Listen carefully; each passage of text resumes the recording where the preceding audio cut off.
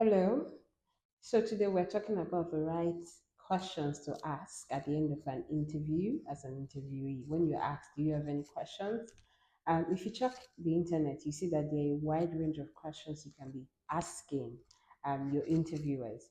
But we'll pick five today. We'll pick five of those questions and we'll drill down on what they are and why you should be asking them. Different stage of interviews will determine different questions you ask, but these questions typically work from about they work for different stages. Just read the room and decide what works at the stage of the interview you are, be it second or final stage or first stage of interview.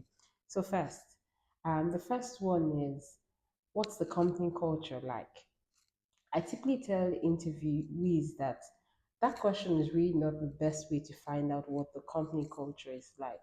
The best way to find out is actually by doing your own work, researching what current employees have to say on sites like Glassdoor, what past employees have to say, reaching into your network and finding out which of your connections know people who have worked there or know current employees and finding out from them what they have to say about that setting. But the reason you ask that question is human beings typically like to talk about themselves. So you want people to be proud to talk about where they work, and you want to see what they have to say.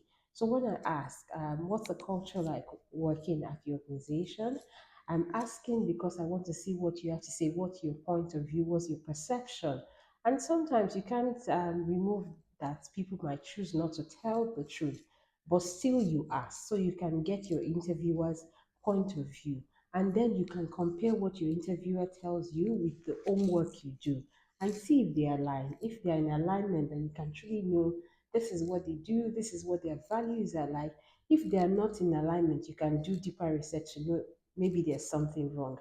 Or if your interviewer goes ahead to tell you something that doesn't align with your personal values, you can quickly know that organization is not for you. Question two, how will you evaluate success in this role? From that question, you know on time what success would mean like in this role. How would performance be evaluated? At what point would your work be regarded as a job well done?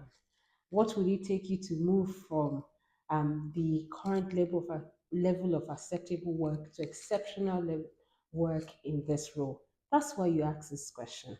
Question three, who does this role report to? You ask who this role reports to.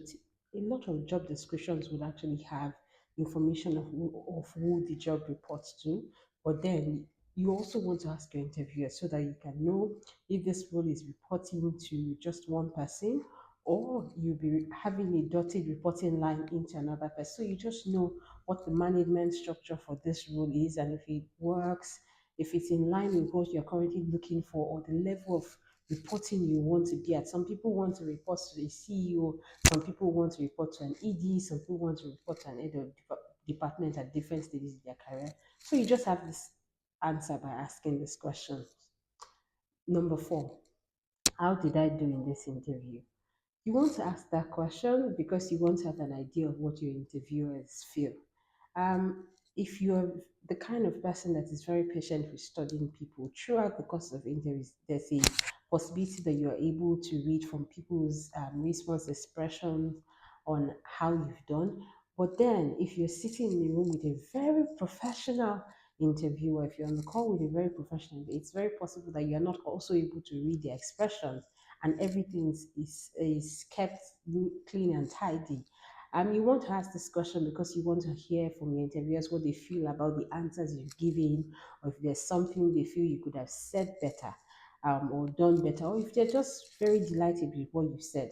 That's why you ask this question. And question five, what's the next steps? What's the next step, or what are the next steps in this process? You ask this question so you can know if you have to go through two more stages or it's one more stage if there's someone still to meet, or you know how long you have to wait in this process. You know how long it is before you get feedback, or how many stages and how much time. You can plan how much time it will take you for you to get to end and see if you have this job or not. Thank you very much. Just five questions you can ask at the end of an interview as an interviewee. See you next time.